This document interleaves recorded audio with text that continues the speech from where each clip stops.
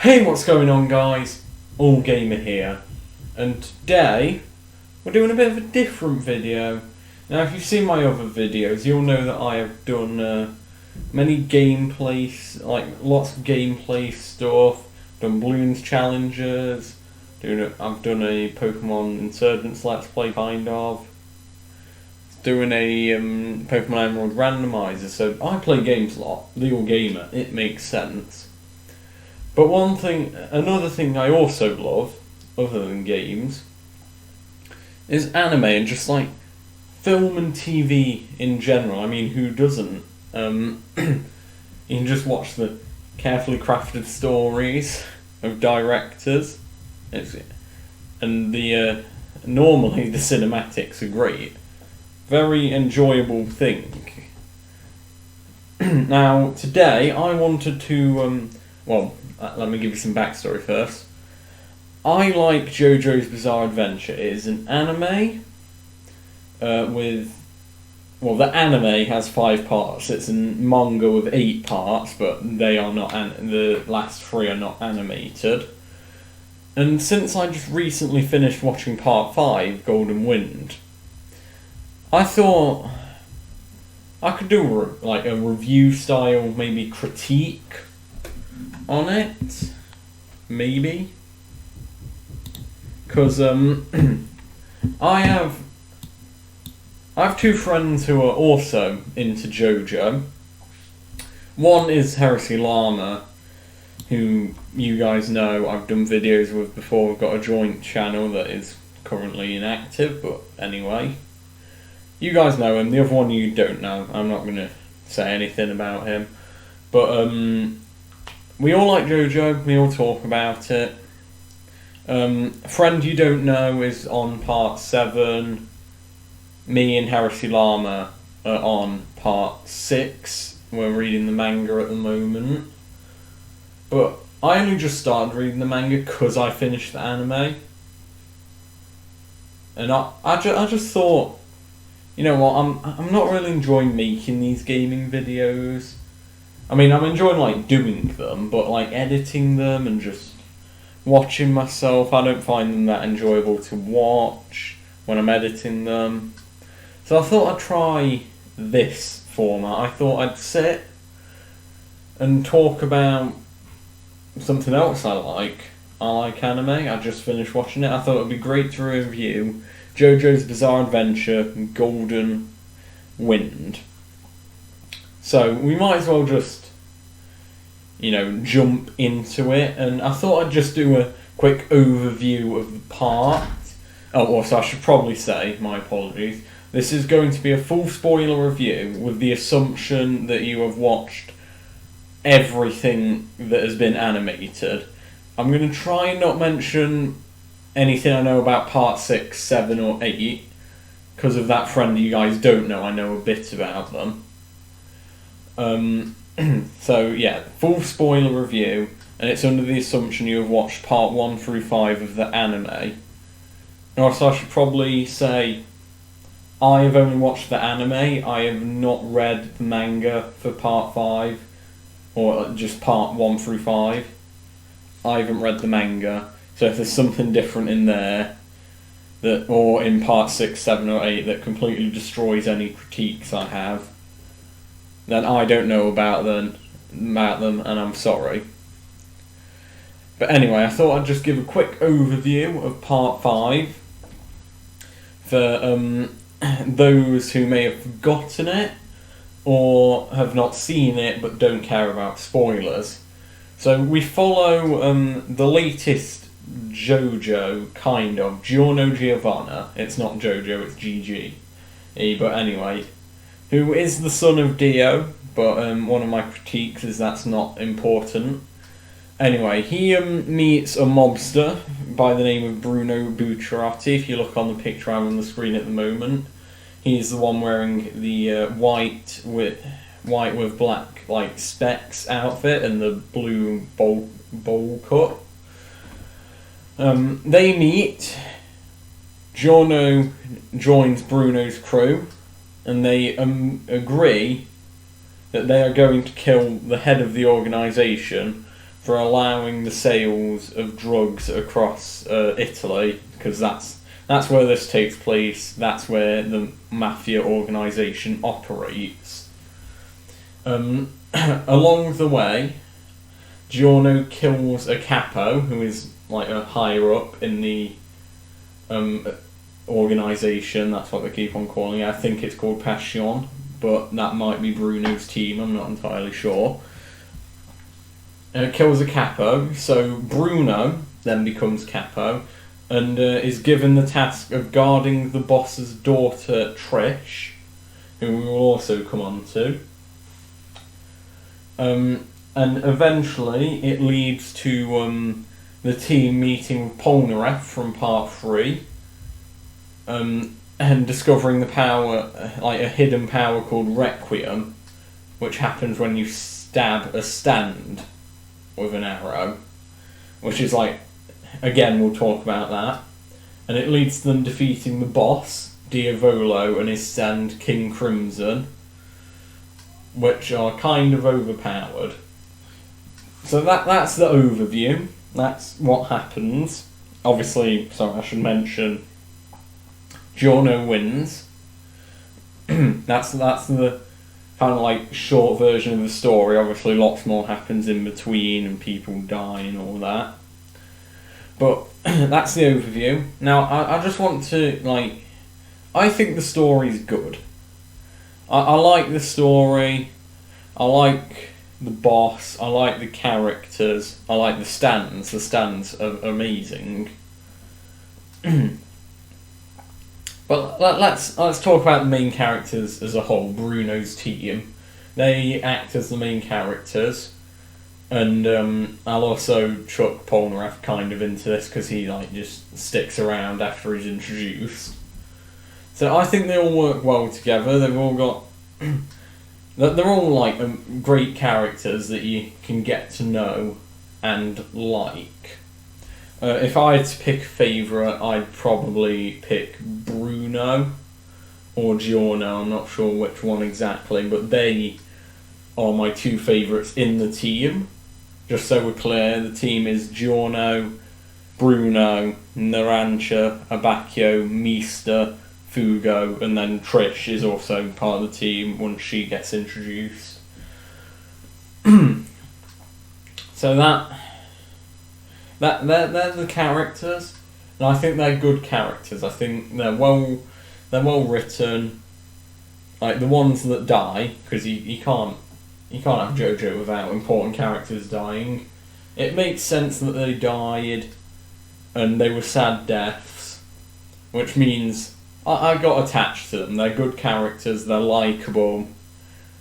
Sometimes they act in a mean way, but they're part of the mafia, essentially. You'd expect that.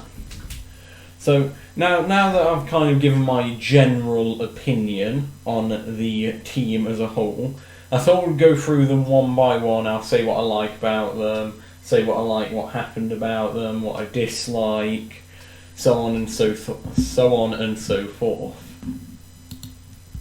So I thought first we'll speak about Giorno. He is the main character. He is the JoJo of this part, and his stand is Golden Experience, or Golden Wind as it has been changed to through localization, and hence why the part is called Golden Wind.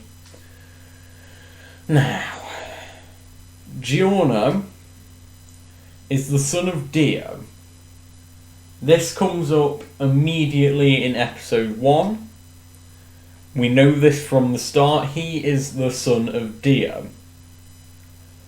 Does the story care about that at all? No. There is like, the way I see it, and this is probably wrong because I don't read news articles, but the person who made JoJo, Araki, what made this story of the Italian mafia and a group of stand users who betray the boss and kill him, and he liked that story, he wanted to put it in JoJo. He started making it, and then was like, there's no link to the Joestars here. Let's just make him the son of Dio. Like, It's not important at all. It doesn't come. The only thing that keeps on coming up with him being the son of Dio is he does Muda Muda barrages, which is what Dio does with the world whenever he does barrages, which is a flurry of punches. He does Muda Muda barrages, which means useless. The only relevance this has is what happens is Jotaro, who is the main character, the JoJo of Part 3 and is also in Part 4, sends Koichi, or Koichi, who is the main character from Part 4, to go and find Giorno. Koichi finds Giorno, establishes he's a chill guy, he's warm-hearted, he's good, not like Dio. That's it, we don't care that he's Dio's son anymore. It's like, it's not important, and I don't like that such a big detail. I would have preferred, they kept the Muda Muda barrages, so there were theories oh, is he related to Dio? But didn't outright say it, because, it has no relevance. So I would have rather they just went full dive, son of Dio, that's important. That's the driver of the story, or left the hints in and just didn't do it at all. Didn't properly mention it, and then just not have Jotaro or Koichi appear at all. So that's my main problem with Giorno's character. It's just a useless detail when it comes to the story, at least from what I can remember.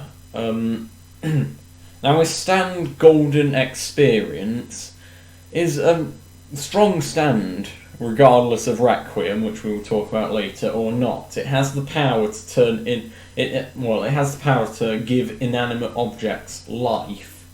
So the example in the first episode, he steals money from a tourist by turning banknotes into butterflies that land on his arm or in his hand.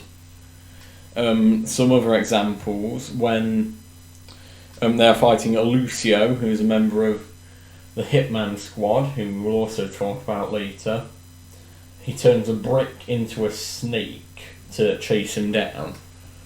But there's one other thing Golden Experience can do that I feel should have been used more. When Giorno first meets Bruno, they actually fight, because Giorno kills someone called Leaky Eye Luca, who works for the organisation but isn't a stand user.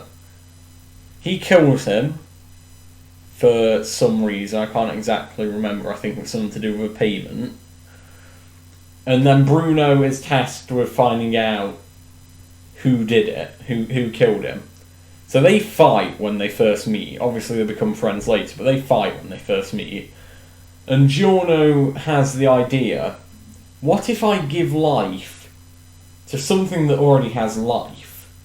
So he punches Bruno with the intention of giving him more life, and then Bruno's conscience goes flying out of his body, and it's like he's a ghost, essentially, but his body's still there and living. And also, when he feels pain, time's going slower for him because he's so energized and full of life that it hurts more. He even says in the episode, if he got punched a second time, the shock of the pain could have killed him. That's a line in the episode, I remember that. They do that once, and then never do it. Cannot remember ever seeing someone get their conscience punched out of them by Giorno since that fight. I think that is a really cool mechanic. I think it would have been great in the fight with Diavolo. I think it would have been very interesting to see how he reacted to that. And I feel I get why they don't do it, because it is a pretty... if the shock of a punch could kill someone while they're in that state, then I can see, like, it's an overpowered thing. They would remove it. But it's just a cool ability. I mean, they allow Requiem to exist. So I think that should have stuck around. And then there's another thing that Giorno can do, but doesn't. So, apparently, I think I'm remembering correctly, in episode 1, he turns Koichi's, like, suitcase into a frog. Leaky Eye Luca slaps the frog with his shovel. Leaky Eye Luca then proceeds to get a dent in the back of his head the exact same shape as his shovel. That's what kills him. And Giorno explains this by saying, if you punch something that he gave life, that damage is returned back to you. That ability is so strong. Again, I know why they removed it, but why did he put it in the first place? If like that, if it was too overpowered, that is such a good ability. Granted, yeah, it does make Golden Experience overpowered, but Golden Experience Requiem exists, so all arguments of being OP are thrown out of the window in this part because of Requiem. Now, they're all like the problems I have with Giorno's character, but I like him. I think he's a good character. He shows that good come out of evil. I suppose that's the purpose of him being the son of Dio. Like, he's still a good guy. He wants to stop Diavolo from spreading drugs throughout Italy. I'd say that's a good motivation for a main character. And he also, like, he's not afraid. He is not afraid to kill someone. After he does the task for Polpo, who's the capo he kills, he just turns a gun into a banana and makes Polpo kill himself. It's like, it's just his strategic. He's got such a strategic mind. He can just come up with stuff on the fly. His stand is very epic. I didn't like it at first because I prefer the bulkier looking stands like the World and Star Platinum. But I came to like it as the series went on. Like, I don't mind its design now. So I think Giorno, very good main character. He has some flaws that I could clearly elaborate on. But he is a very good main character. He's definitely one of the best. I'll give him that. Okay, now we're going to talk about Bruno. Bruno is the leader of the team. He becomes a capo after Polpo. His stand is Sticky Fingers or Zipperman, as it's been localised to. I definitely prefer Zipperman. And he's a good character. He's definitely a good leader, and he's a strong stand user as well. His stand is very strong. Basically, his stand has the ability to form zippers in whatever it punches. So what you can do is you can split people in half. He's punched through like dirt in his fight with Sekko to like open zips to allow him to move through the ground. He's cut himself into pieces in his fight with Pesci. His zippers allow him to do a lot. And he's just great. And he is actually the first person to fight the boss on screen. Obviously the people before that fought the boss, but he was the first one to encounter King Crimson. And to see Bruno, whom we before that have seen as a strong character, like, I'm pretty sure he just mocked Pesci mid-fight without even realising, because Pesci said, "I'm going to kill you," and then he was like, "You meant to say that after you've done it," and then kills him. Like, and he also took out the guy with Thankful Death. I think his name was Crisito. I'm not entirely sure. Like, he's strong. We've seen him strong. To see him get absolutely destroyed by King Crimson shows that gives us that scale on how powerful Diavolo is. I think one of the problems with part 3 was that they didn't scale Dio's power. They just kind of like, oh my god, Dio very strong. And like that still worked. You were still like, oh my god, they're fighting Dio now. He's so strong. But then the later parts, part 4 and 5, use the killing or near killing of a character to show how strong their main villain is. And, well, what we come to learn eventually is that Diavolo did actually kill Bruno, and Giorno somehow brought him back to life, and like Jotaro says in part 4, stands can't bring people back to life.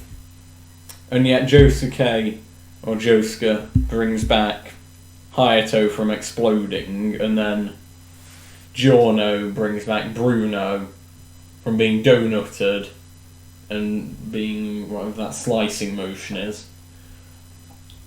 But he's very strong. Sekko was definitely one of the strongest stand users we met leading up to Diavolo. He killed Sekko. He beat Sekko. He's very powerful, strong leader. And the fact that he keeps on going, not worrying his team, he's a living corpse. And he doesn't tell anyone. He just lets them keep on going. He doesn't want to worry his team by telling them he's dead. He's just focused on the goal of killing the boss. It was very focused character, very good. There is one problem though, and it's the same with Giorno and his punching conscience out of people and reflecting damage. In episode 2 or 3, he uses an incredible sense of taste to identify if Giorno's lying, and then never uses it again. Now, granted, there aren't many situations where he could, but I feel like in the fight with, what's it called? Can't remember what it's called, but the fish, the fish that can transport between water, just after they betrayed Diavolo, I feel like that could have been used then, maybe. Not entirely sure, but they just seem to come up with these gimmicks at the start and then just throw them away. At least with the two main guys in the team. They don't come up with gimmicks really for any of the other team. But yeah, that's my opinions on Bruno. I think he's a good character. Very epic. I like his stand. His stand's very good. Okay, next we'll talk about Abakio, the ex-police officer who took a bribe and led to the death of a fellow police officer. Sad backstory. He joins Bruno's gang. I can't remember how many people had joined when he did. I think, I'm not entirely sure, I think he was second to join or something. I can't exactly remember though. His stand is Moody Blues or Moody Jazz. And what that stand has is the ability to replay someone's actions if you manage to find the spot where they were. They use this to try and track down Diavolo, they use this to fly a plane, they use it to track down the user of soft or tender machine. So his stand is definitely more utility than combat, and yet he still manages to kill or nearly kill a Lucio. So he's also a good character. He's someone who likes to follow orders. The reason, let me put something down in the story. So that Bruno delivers Trish to Diavolo, realizes Diavolo is going to kill Trish, and betrays Diavolo. That's what leads to Bruno's fight with King Crimson and his death but not death. The reason Abakio goes with Bruno on this, like, we betrayed the boss, we're going to kill him now mission, is because he likes being ordered around by Bucciarati or Bruno. And I think that's a cool characteristic. But also I'd like to talk about his death. So this happens just after Doppio and I suppose Narancia kill Risotto, who is the leader of the Hitman Squad, who again we'll talk about later. That's when that happens. And I think it's just like, Abbacchio's that character that everyone will be sad that you killed, but it won't be like, oh my god, I can't believe they killed him. Like, his death is okay. That's what's so great about him. It also shows how ruthless Diavolo is. So we've had Diavolo's fight with Bruno and Doppio, which is like half the power of Diavolo's fight with Risotto. So this already gives us the power scale of him, but like, power is nothing really, but Diavolo's killing of Abbacchio shows Diavolo's ruthlessness, because he just straight up walks up to him, punches him through the chest, and then just pieces out. There's no fight, there's no like trash talking like with the Bruno fight. He just kills him, dead on the spot, kills him, and then leaves. And I think, because Abbacchio was that perfect sacrifice to show the ruthlessness of the villain, and for, like, whenever I watch a JoJo part, or read a JoJo part as I am now, when we've met everyone, when we've met the team, I always like point out in my head who is going to die, because they always kill someone.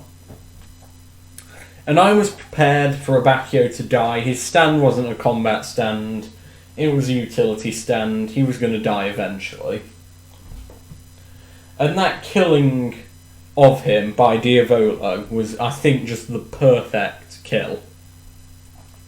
Perfect death, perfect time. They were just going to find out who Diavolo was, and then dead. I mean, I can't remember much about his character other than he likes to follow orders, but I do know he meets his partner in the afterlife, like his partner, the police officer that died. And I think it's like they have a discussion about like how they work when it comes to doing whatever job they're assigned. I think it's really great to see how he's grown, but then realises he's gone. And while his stand wasn't the best, I must say, he does also help the team by leaving an imprint of the boss's face as his final act. Like, he works like Prosciutto, or Prosciutto, the guy with Thankful Death does. He, like, even though he's about to die, he doesn't take the chat. He finishes his job. He's not going to sit there like, I'm never going to see my family again. I'm never going to see my friends again. He's been punched through the chest and he still does the job that he was told to do. And that's what's amazing about him. It just shows how much of a great asset to the team he was. And yet his death wasn't that meaningful at the same time. It's weird, but it's also perfect. Abbacchio is one of these characters that I don't really have a problem with. So yeah, that's my thoughts on him. Okay, next we're going to talk about Narancia. He is 17, incredibly stupid, and childish. So, he's a great comedic relief character, but he's also a great fighter, as we see in his fight with the user of Tiny Feet that I can't remember the name of. Again, another member of the Hitman Squad. So, he's introduced as comedic relief when Giorno's being introduced to the team at the dinner table.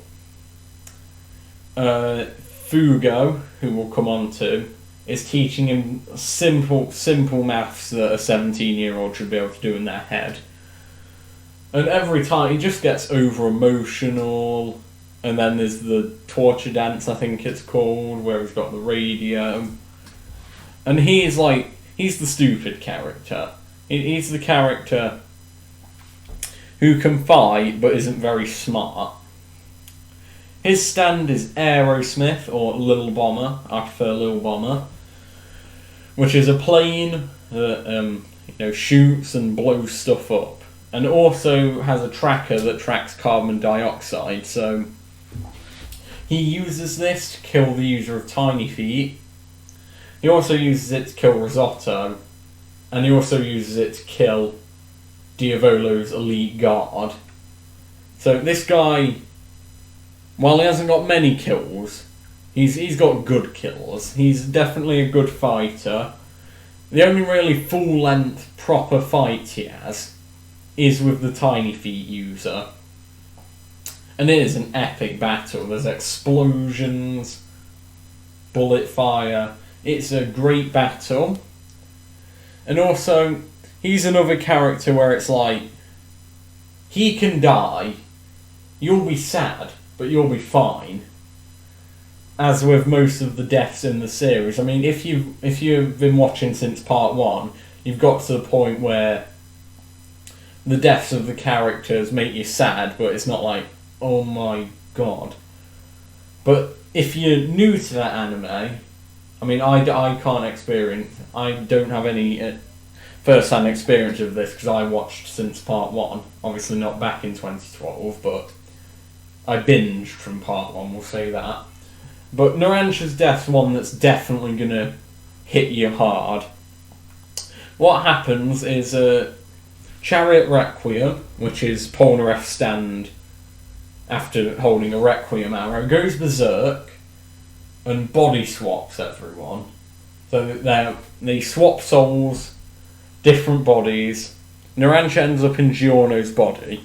Now, unknown to them, Trish, who is in Mista's body, also has Diavolo in them, because Diavolo has two personalities, Doppio and Diavolo.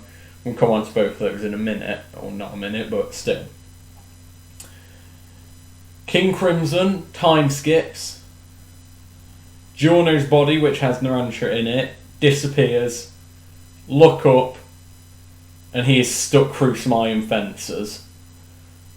And then they're all like, wait, how did, but Bruno's over there, because Bruno is in Diavolo's body. So they think Diavolo is in Bruno's body at this point. So that, how did he, and then bring him down, heal him up. Giorno searches for life in his own body, because he's in Narancia's body, and finds nothing. So slips back into his normal body. And it's just very sad. They leave him there so no one can harm him again. And then it re-shows his ruthlessness again. He just kills. I'm talking about Diavolo here. He just kills. But it also shows Diavolo's smart, as Bruno rightly points out. He's trying to get rid of their radar. But that's also like a mega brain play from Diavolo looking back at it.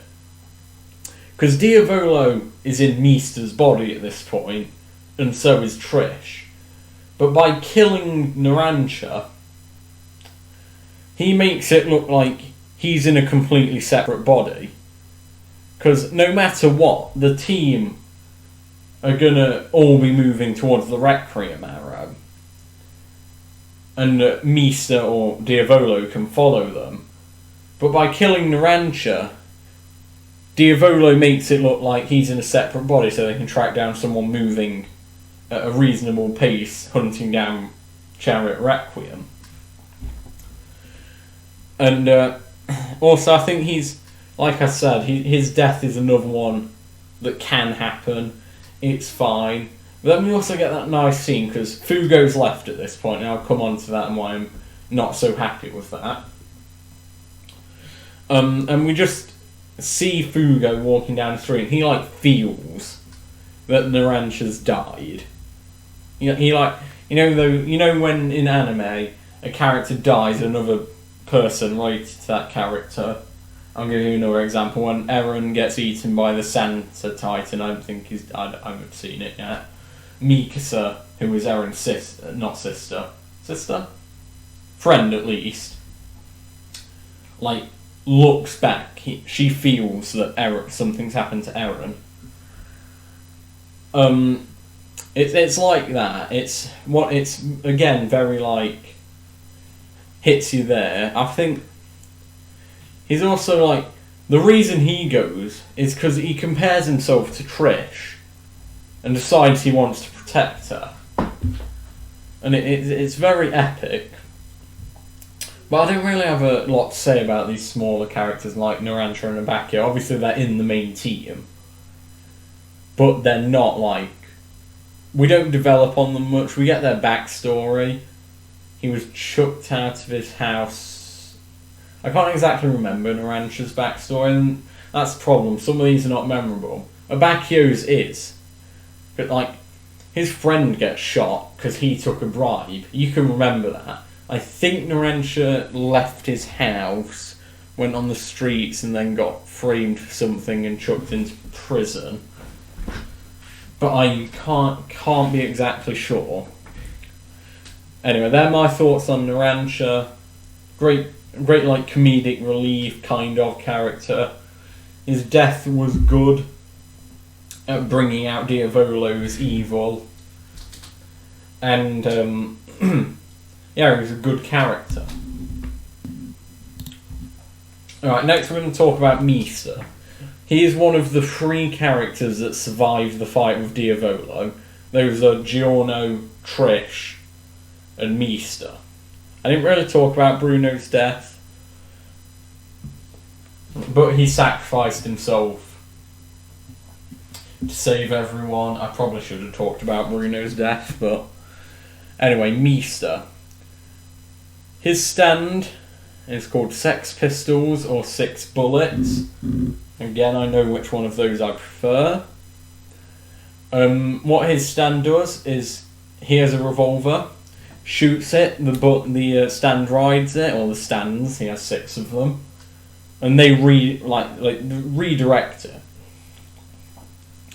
Now, Mista has a thing that is like shown prominently at the start, but then it's kind of put away, but it's still there. So he does not like the number 4. And I think the reason is because he saw a woman being assaulted. He picked up a gun. All the other guys, there were 4 of them, had guns as well. They missed every bullet. He fired 4, hit every single one, and ended up in prison. So I think that's the reason he doesn't like the number 4. There might be another reason. I don't exactly remember. But that pops up. That's important. That's why there isn't a bullet 4. He has 1, 2, 3, 5, 6, and 7. They're the 6 bullets. And then there's also, like, it pops up in the final episode with the Prophecy Stones, or the Rolling Stones, I think is their Japanese name. That's not really number 4 though, that's just fate in general.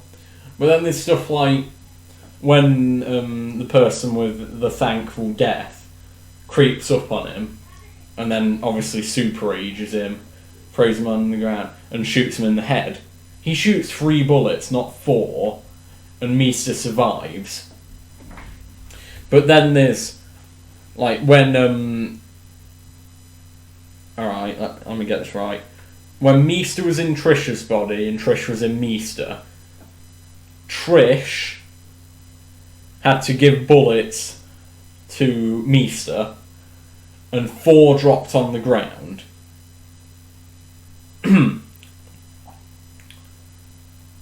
and then a few seconds later, Narancia died. And this, like, this guy is like that friend who, like, believes in omens and stuff. But it's great at the same time. So, how many bullets does he fire when Requiem shows up? I think he fires 3 bullets when Requiem stops time skip. And that again brings luck, they kill Diavolo. Trying to think of what else to say about him. I mean, again, he's another good character, but also I don't really like in the final episode. They revealed that Meester was the reason Bruno, Abacchio, and Narancia died. Now, originally the Prophecy Stone, which are stones that, when broken, show a carving of someone's death. And if they wish to die painlessly, they just have to touch the stone. The stone was showing Bruno's death. I am pretty sure it was the fight with King Crimson, but I'd have to look at that again, but I'm pretty sure he was being donutted. So he was meant to die in his fight with King Crimson after betraying the boss. But Meester broke the stone into 3 pieces. These then moulded into Bruno, Narancia and Abacchio's heads. Obviously no body because it's shattered, there isn't enough for the body. And I think this is why, like, Bruno becomes a living corpse, simply because Meester changed fate. Kind of, because you can't change fate. So Bruno did die in his fight with King Crimson, but he came back to life and then died how the new Prophecy Stones said he would. And I don't like, because it's like, oh, come on, you idiots! Like, when you realise that. Whereas Meester's always been like, he's got good resolve, which is another thing that they show quite a lot in the part. He's got good resolve, and he's actually quite intelligent as well. He knows what he's shooting at. Obviously, sometimes he needs like Giorno's or Bruno's motivation and help, but he always hits his shots. He always gets it done. That's how he kills it's called Arts and Crafts Localized, but I can't remember its Japanese name. By like using intelligence and using one of his stands to kick the bullet into the guy's head, into the enemy stand user's head. And he's one of the ones that survives. I'm not sure if him and Trish were flirting at the end, but maybe that's the thing, I don't know. But he becomes second hand to Giorno, who becomes the boss after killing Diavolo. So that's his character. He's always worked for someone. He believes in fate, which does exist, as like proven by the 3 bullets instead of 4, and then the 4 bullets on the ground led to someone's death, and the prophecy stones, etc., etc. It does exist. He believes it exists. But he also causes the death of the 3 people who die. I mean, 4 people die, but obviously Polnareff's not involved, and he doesn't really die, he just lives on as a ghost. So anyway, they're my thoughts on Meester. Now we're going to talk about Trish. Now Trish is the daughter of Diavolo, and when Diavolo learns her existence, he wants Bruno and the crew to deliver Trish to him so he can kill her. She's also a stand user. She learns that later in the notorious big fight, or notorious chase fight, after Diavolo has been betrayed. Now, I have one problem with Trish's role in Part 5. So, There's a stand called Mr. President, which is used by a turtle, and basically if you put a key in the turtle, you can like live in the key. It's like a happy area, is what Heresy Llama calls it. And like, alright, I understand that, like, alright, put Trish in the turtle, Trish has to be safe. Before we learn about Spicy Girl or Spicy Lady, I think they're the names it's given. That's her stand. Obviously Bruno knows she's a stand user from the Thankful Death site, but obviously we don't know what the stand is until the Notorious Big fight. So yeah, put Trish in the turtle, someone stay in there with her just to be safe. Yeah, that's all good. After, like, she is the one that gets rid of Notorious Big. It's not Bruno, even though he helps slightly. Giorno gets rid of it to start off with. But Trish is the one who gets rid of it. Notorious Big was probably one of the most dangerous stands they came across after betraying Diavolo. She gets rid of it. She's the one that kills it.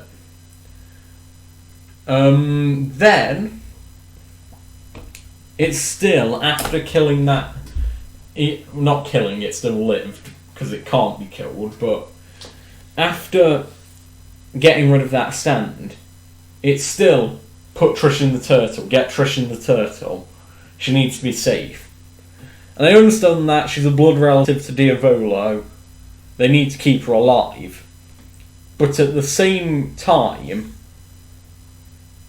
she got rid of Notorious Big. I'm pretty sure she can handle herself pretty well. And I just don't like how they keep on using, like... I mean, they probably don't with Jolene, who's the character in Part 6, but obviously I haven't read that. But, like, even with Lisa in Part 2, no, like, she is, like, really strong, teaches Joseph. But the minute Joseph is full strength, it's immediately, oh, she gets attacked while she's in the bath. Oh, Kaz stabs her in the chest now. Joseph's got to save her. And I just hate that they keep on using female characters as a damsel in distress, that all the big bulky male characters with the super strong stands have to save. Now, like I said, this could change with Jolene. It probably changes with Jolene. But I'm just talking anime perspective. I just don't like that they do that. I just want a strong female character.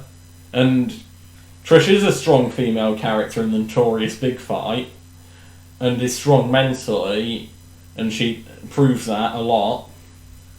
But they never actually let her fight after that. I don't... like, the only time... we see her stand twice. The Notorious Big fight, and when Diavolo starts choking it to, like, move Meester's body around. They're the two times we see the stand. We never see it anywhere else.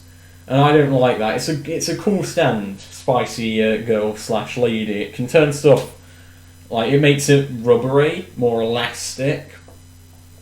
And I think it's a cool stand. Now, they're my thoughts on Trish. I mean, she doesn't really have a personality other than, like, she's mentally strong. But she doesn't really, and she doesn't seem interested in anyone, I suppose, because that's actually no, Lisa isn't either. I was going to say that's common trait amongst JoJo women, but no, it's not. Well, it is one for the main characters, like there's always women swooning over Joseph, Caesar, and Jotaro, but anyway. They're my thoughts on Trish. Okay, moving on to Fugo. I apologise for the bad photo. I couldn't find any of the anime, so this one from one of the fighting games. Fugo. Now, my perspective here is like, well, no, you need to understand what position I was in. So I was about a quarter of the way through the part. Harushilama was about 3/4 of the way through, and the other friend, who I'm not going to mention any names of or anything, had finished the part. I was watching a YouTube video on JoJo, and they mentioned that Fugo eventually just gets written out because his stand, Purple Haze or Purple Smoke, is too powerful. Which, yes, it's strong. But then this other friend, and I'm sorry, this is kind of a spoiler for Part 8, tells me about Killer Queen, alternate universe, which is an alternate universe of Killer Queen. This version of Killer Queen has 10 sheer heart attacks. One sheer heart attack almost killed Jotaro, who killed Dio. So let's think about this for a second. This thing, this small little tank, almost killed the person who killed Dio. And now he has 10 of them. Okay, that is very strong. Like that is extremely strong. But then they remove Purple Haze, which is an AoE stand. It releases a virus from these containers on its fists, which kills anyone within 30 seconds of contact with it. Now, if this virus could just go everywhere, yes, it would be overpowered, I understand. And yes, he can also fire the pellets off his fist. But, alright, I'm going to mention some names here, if you know, you know.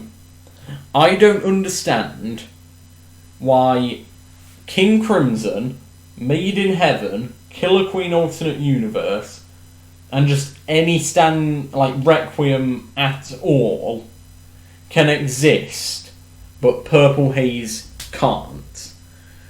Now, granted, they try and mix it with the story, but really you can tell, the stand's only brought out once in the fight with Lucio, and then the person who uses it is the one person who doesn't follow the crew in betraying the boss. If it was 2 or 3 stayed behind, then I'd be alright, yeah, that's fine. But no, he's the only one who stays behind, which clearly shows that whoever, Araki, wanted to get rid of him because he was too strong. But then you skipped Part 8 and Killer Queen Alternate Universe is throwing 10 sheer heart attacks at you, which are essentially insta-kill, but they can go in infinite range because it's a remote stand. And I like Fugo as this smart guy who, it's when Purple Haze comes out, Abaku's stand back. Do you all know? He never brings the thing out. Watch it. That. I like that, it shows his anger. His backstory is he had 160 IQ, went to university at the age of 13, but one of his professors was being a bit inappropriate with him and he just killed him with a dictionary or an encyclopedia. And Purple Haze is a manifestation of Fugo's anger. Oh, excuse me. So, I like the stand. I like the idea that it's a stand that he doesn't bring out often. And I would have preferred it. Fugo stayed the entire time, he only brings the stand out 2 or 3 times, rather than brings it out once and then they ship him off because it's too overpowered. So, I don't really have much of an impression on Fugo because we don't learn much about the team in general because it's just all the action. That's what JoJo is, it's an action anime. So I don't have anything to say about him because he's not in it for long. And he's not in it long enough for me to have built a relationship with him. I was sad to see him go because his stand was so cool, not because he was a good character. I didn't know much about him as a character. So I can't really have any thoughts on him if I don't really know him. But anyway, they're all... Well, let's go over Polnareff next. Alright, here he is. Polnareff. Now, I have a few problems with Polnareff's involvement in this part. So it's fine that they brought him back. I have no problem with it. It's Polnareff, it's cool, it's OG. Like, you've seen part 3, you're like, hey, it's him. But what he actually does, I dislike. So they, like, make him look terrible in this part. Like, he's disabled to start, but they explain that he had an encounter with Diavolo. This is, again, to show how powerful Diavolo is. He almost kills Polnareff. But let's think about this for a second. Polnareff is one of 2 people who truly survived the Dio fight. I know Joseph was brought back to life, but he was killed by Dio. Polnareff and Jotaro are the only 2 that actually survived. So that's already put him, like, he's a skilled stand. And granted, he only had really 1 feature in the fight. But still, he survived. Like, good job, good job. Not many people do that. Then, alright, let's think about this for a second. So, then he tries to track down Diavolo. So, Bruno starts tracking down Diavolo, or the team do, to find out his identity. They immediately get the elite guard, Chicolotta and Secco through. Well, no, they get the elite guard people, who are like the tongue person and the fish guy. And then Chicolotta and Secco thrown at them, and Notorious Big. Polnareff also tried to track down Diavolo, so he surely must have had the same thing happen to happen to him. And yet, he survived long enough to have actually fought Diavolo. He is a very skilled stand user if he managed to, like, on his own, kill Diavolo's elite guard and stuff. Keep in mind, Bruno's team, at the point of betraying Diavolo, is himself, Giorno, Narancia, Abacchio, Trish, and Meester. There are 6 of them. And most of the time it takes at least 3 of them to kill 1 person. Maybe 2. Polnareff's on his own and he can kill some of these people. You have to think about it, but Polnareff's a really good stand user. And then he appears, has no chance to say anything, and Diavolo just kills him. I would be fine with this if they actually showed Polnareff's power to start with, but they didn't. He was just the guy in the chair with the arrow, and then Diavolo kills him. If he, killed Secco with no issue while Bruno was, being beaten up, and he just jumps in, kills Secco, no problem, and then Diavolo kills him, that would be fine, because it's oh my god, Polnareff's really powerful, he just killed Secco, no problem. But wait, Diavolo's even stronger, he just, killed him. That would be a great way to show Diavolo's power. But they just kill him, and then he does the body swap thing with Chariot Requiem and ends up in the turtle. And then explains Requiem and stuff.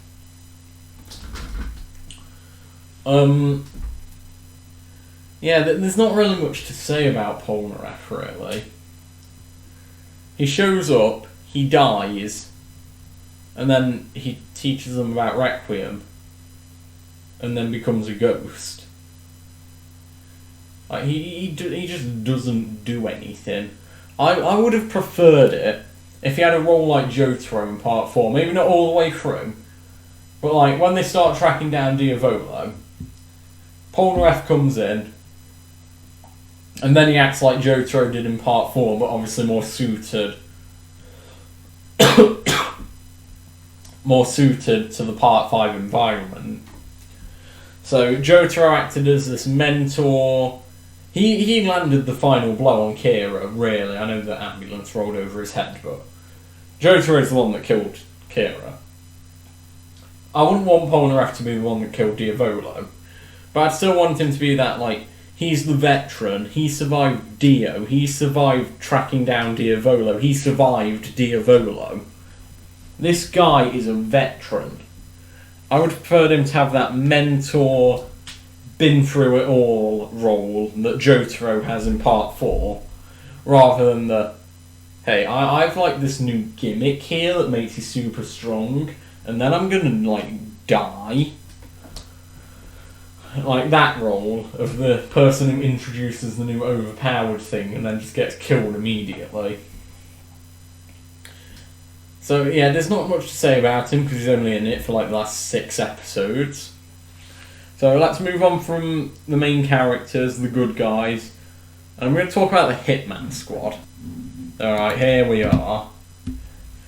The 7 people who never could.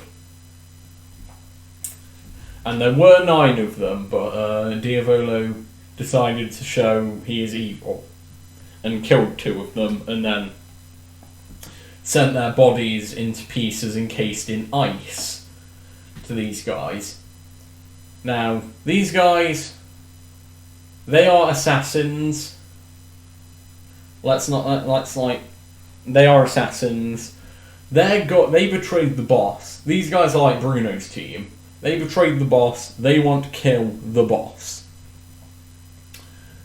And they try for years and don't find him, but it takes Bruno a few weeks to. I mean, there are just some logical inconsistencies in this part when it comes to these guys. But I might as well go through each member one by one. So we'll start on the left. We have a Lucio, mirror guy. I completely forgot he existed until I started watching YouTube videos on the Hitman Squad. Because there are people who like these guys, and I can understand liking a few of them. Yeah, I just completely forgot he existed. He's very forgettable. He's the mirror guy. He doesn't even really bring up that he's part of the Hitman Squad. I don't think he's a good villain. He's the one that Purple Haze kills. And, like, he's strong when he has mirrors around, obviously. But it's just like, he doesn't do anything. Next guy, can't remember his name, he's the person that has Tiny Feet as a stand. And he's the one that Narancia has his, like, full battle with. And he's actually quite good. He's the one who first confirms that Bruno's team are guarding Trish. I don't know how he actually relays that across to the Hitman Squad, I can't remember. But he's the one who actually figures this out and gets it out of Narancia. And to be fair, he almost won that fight. Obviously, Giorno's theme started playing and then Narancia won, but he had a solid fight. He almost won. So he's good, but again, he's not a very memorable one. You start getting to the memorable ones on the right-hand side. So next we've got Melon. Melon, who has Babyface, or Baby Head, as a stand. This is the stand that turns into Lego bricks and can turn humans into Lego bricks. It's also invincible until Giorno kills him with Giorno's theme. So this guy's okay. I mean, his stand's alright. It's an interesting concept. But it just doesn't come across as really that powerful because Giorno just seems on top of it the entire time. So yeah, he's not really interesting. I don't really have anything much to say about him. Now we've got Risotto. This guy's the leader. And I like him. He's an ominous guy, ominous figure. You see him in all the scenes with the Hitman Squad. And you're just like, bro, when are they fighting that guy? That guy's gonna be dangerous. Like, you can tell he's the leader, and you can tell he means business. But I don't think he gets used properly. He gets killed by Doppio, who is like Diavolo but dialed down. So he gets killed by Doppio, but he also almost kills Doppio and therefore Diavolo. So what they were going for was they were trying to show how strong the boss was by having someone nearly kill him and then having the boss kill that guy, which doesn't really work. I think what would have been better was Risotto fights like Bruno. Bruno almost loses. The fight ends, no one dies, they all run away. Then Risotto versus Doppio happens. And then you see, oh, this guy, that guy almost killed Bruno. But then the boss. And then that fight would go down. I also don't like that he just never fights Bruno's team. Every other member in the Hitman squad dies fighting Bruno's team. Risotto dies fighting the boss.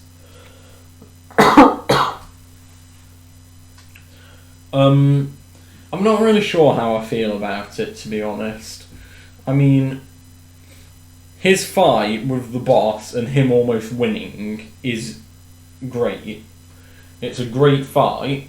He gets killed by Narancia in the end of it, though, which is just like the boss didn't even finish him off, so I don't know what that fight was supposed to achieve, to be honest. Yeah, I just don't know what that fight was supposed to achieve at all. Looking back on it, because Narancia ends up killing him. It's not even like the boss does one big power play and then comes back from nearly dying. I don't know. They set him up as the boss, clearly the most powerful in the Hitman squad. Then they fight Doppio and then he dies, and honestly, I like him. I just wish he was used better. So now, we'll put these next two together. We have Pesci on he's the guy with no neck.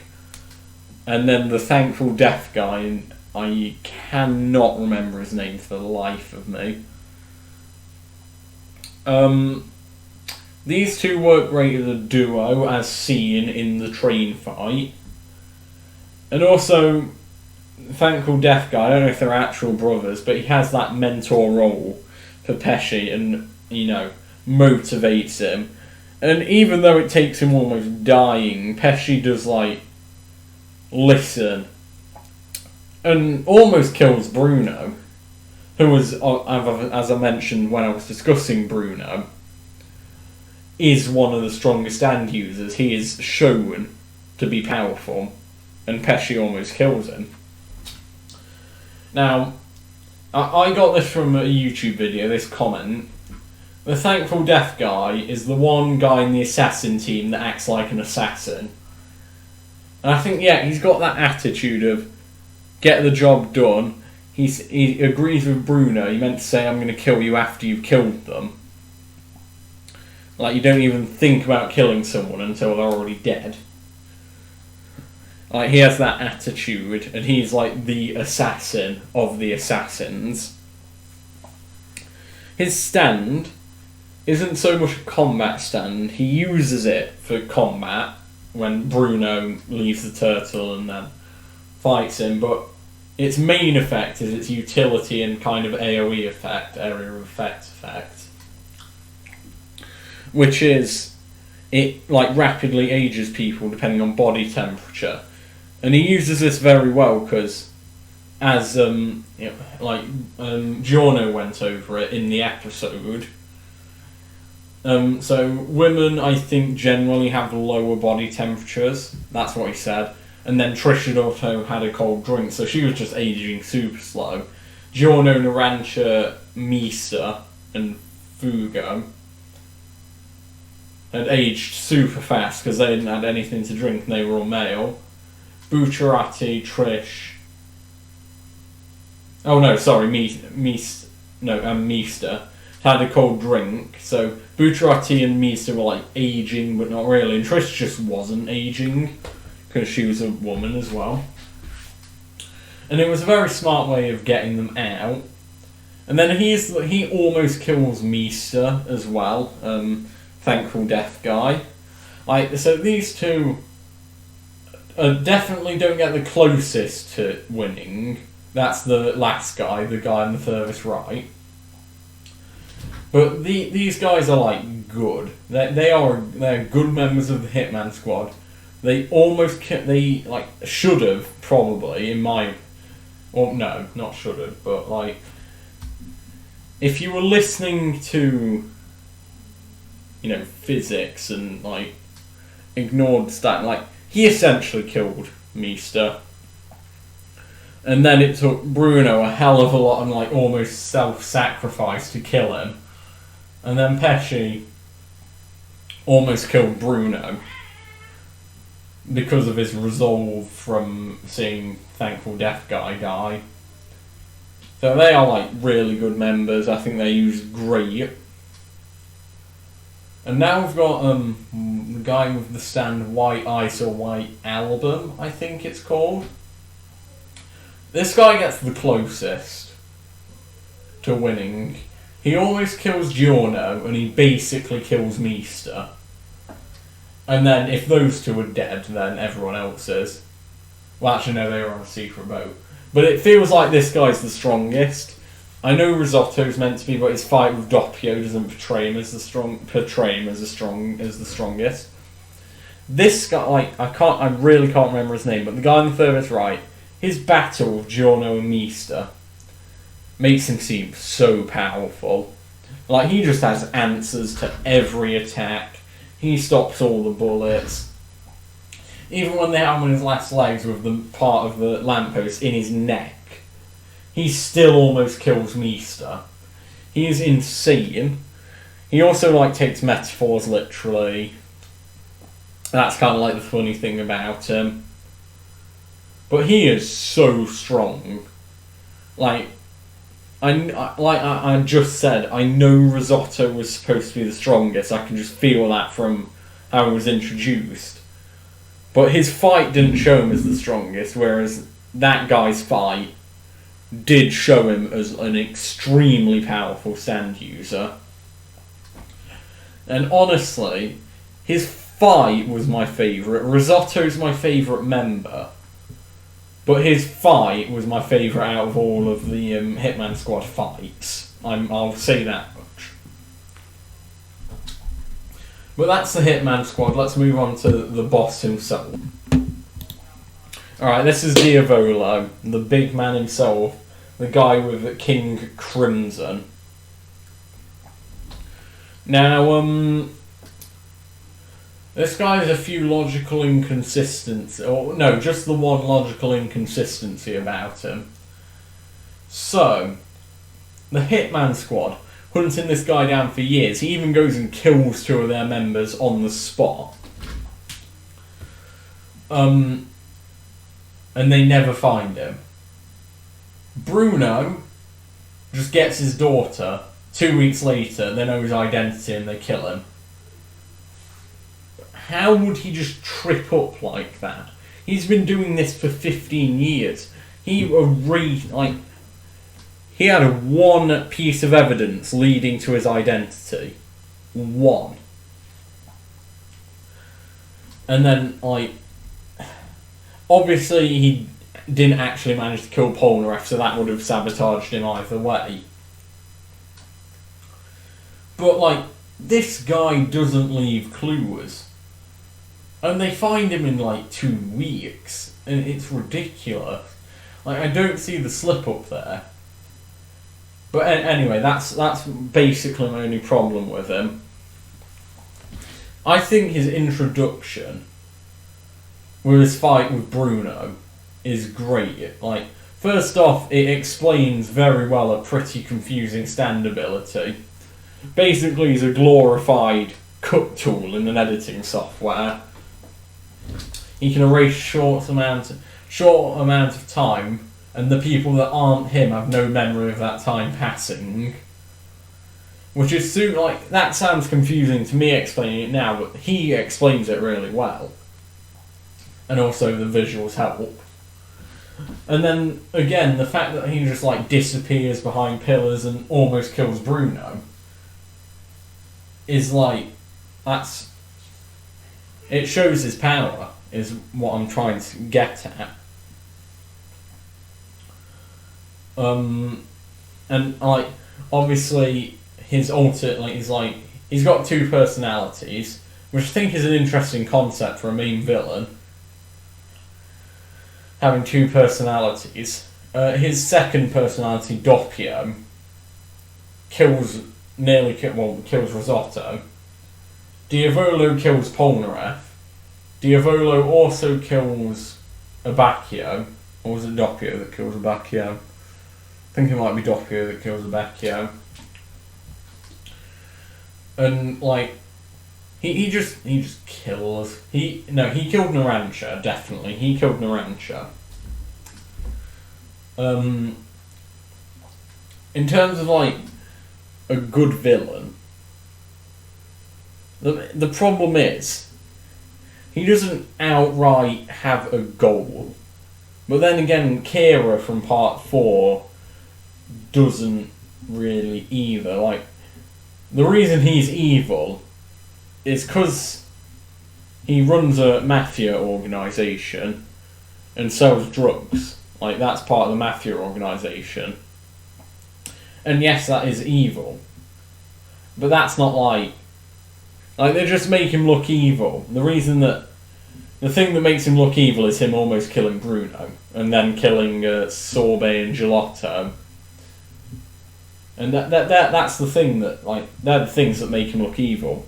Not the fact that he's part of a mafia organisation, he's the head of it, he's been selling drugs, he's been, taking over, killing people for years. Also, almost killing Polnareff makes him look evil. And then, we see his intelligence as well from destroying Chariot Requiem. I'll come on to Requiem, that's the last point really on my list. With the sun at the back of the mind from looking at the shadows. Super weird, but it shows his intelligence and knowledge of maybe what stands do. And I just I don't know what it is about him, but the fact that he is just he's got a really cool ability, time skip. And the way he uses it is really good. And also I just like that demeanoring, evil, sinister tone he has, all of the other villains. Before Dio starts going crazy and going, Zawaldo! And stuff like that when he's still in the shadows. He has that tone, but all the time, and I think that's great about him. He really has that villainous tone to him. And the final fight is great. He praises himself for not running away, and he nearly kills a lot of people. And that final fight is it's just really good, and he's a great villain. I can't really pin down on what it is, but just for some reason, time is always associated with the bad guys, at least with the stands so far. So we had Dio with the world stopping time. We had Kira with Killer Queen reversing time with Bites the Dust. And now we have Diavolo skipping time with King Crimson. And that association of messing with time always comes with the villain. And then, ironically, Giorno makes him live eternal death. Kind of. So, his mind goes through infinite scenarios of him dying for the rest of time. Which is another stupid thing about Requiem, but we're going to talk about that. I don't really have anything else to say about Diavolo, other than he's a really good villain. I don't think he's the best villain in the JoJo anime, but he's a good villain. So we have one more talking point, which is Requiem. And here it is, the bane of my existence. What the hell is that thing's face? Alright, this is Golden Experience Requiem. And if my summary didn't do it very well, basically there's a type of arrow that if you stab your stand instead of yourself, your stand will become infinitely more powerful. Chariot Requiem, because Polnareff can't control it, goes berserk and body swaps everyone. This thing is like an Uno reverse card, I'd like to say. Basically, the only time we see it is in the Diavolo fight, and what happens is Diavolo time skips, and then Golden Experience Requiem reverses the time back to just before he time skipped, negating the time skip. It's like a big Uno reverse card, really. And then it kills Diavolo, and he's forced to eternally die, like relive death eternally. And that's what it does.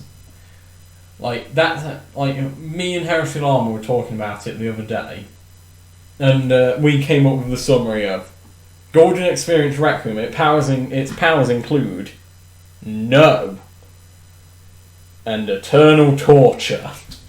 Like, that's the best way to describe its powers. No. Like, it just negates other stand abilities, I suppose.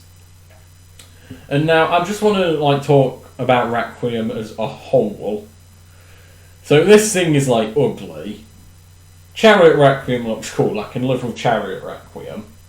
And then I've seen concepts for King Crimson Requiem, and they look insane.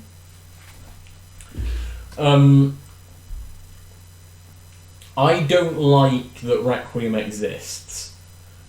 Because,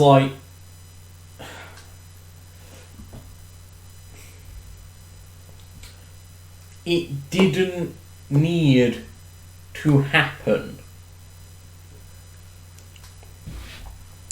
And, I can't really put it into words. This thing just changes. Whoever has the arrow is unkillable. I don't think even Jotaro could defeat Giorno now, because I imagine this thing could move through time stop, or negate time stop. One of the two. And then I don't even want to know how powerful its punches are or anything. But I have a feeling this thing could negate time stop or move through time stop. And I just think, anyone with Requiem, and anyone who can control a Requiem stand, which is kind of like the main disadvantage of Requiem, is that not many people can control it. But people can still control it, so therefore it's just overpowered. And the worst part is, Giorno doesn't destroy the arrow. If he destroyed the arrow, it would be fine. He'd be the only one with Requiem. He'll die of old age eventually. Problem solved. No more overpowered stands. But he doesn't destroy the arrow. And eventually, I know, I'm not going to say what the ending of Part 6 is, but the ending of Part 6 negates this point now. But if they go back, and if you know the ending of Part 6, then you'll know what I'm on about. If they go back, then the arrow exists, and someone can kill Giorno somehow, steal it from him.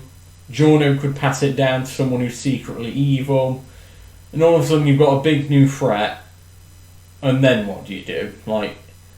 Get another Requiem arrow? Because you're just going to keep on, building up the power levels of the stand until you get, god level stands.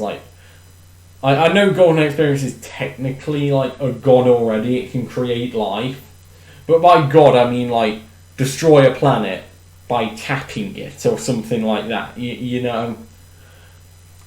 Like, I imagine it's gone through someone's mind that can't kill a queen, just touch the floor and then make the earth a bomb or something like that. But no, because it's not that strong, it has to make something like reasonable a bomb.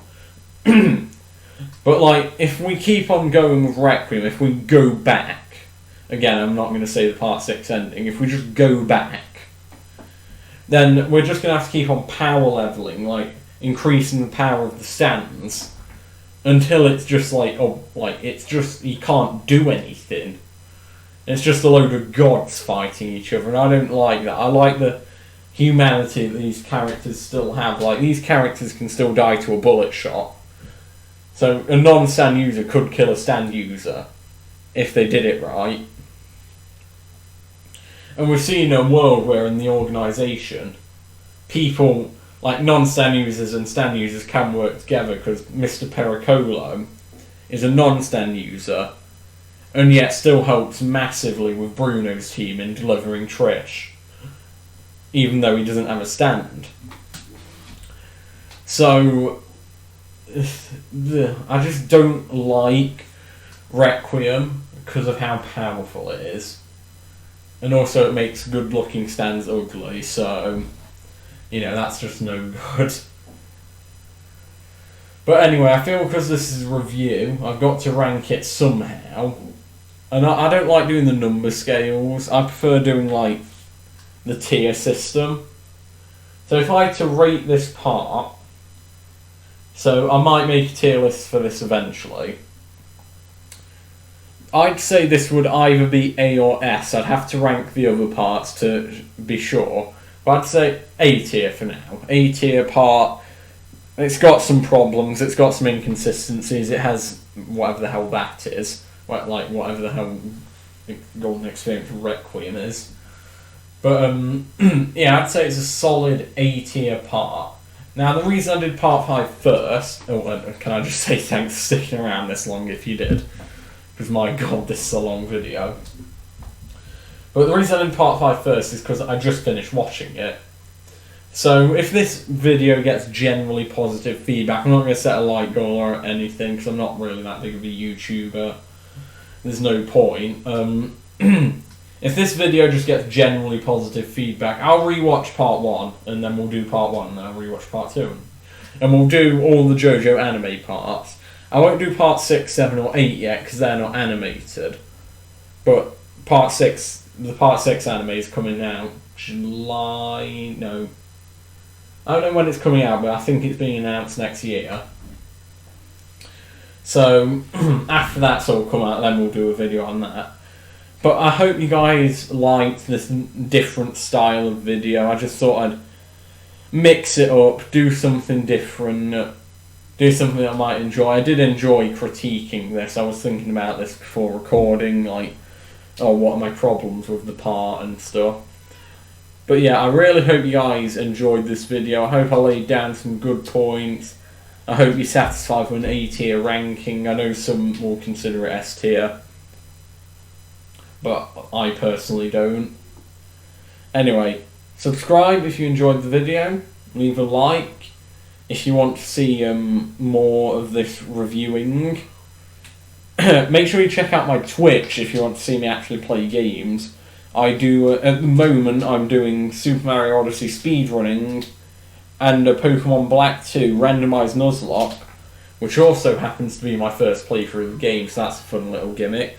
I'll link that in the description, so you can check out my Twitch. What else do I have to say? Comment if you agree with my critiques, maybe you have a different critique, different opinion on one of the characters. Make sure to let me know. Anyway, I hope you guys enjoyed, and I'll see you guys next time.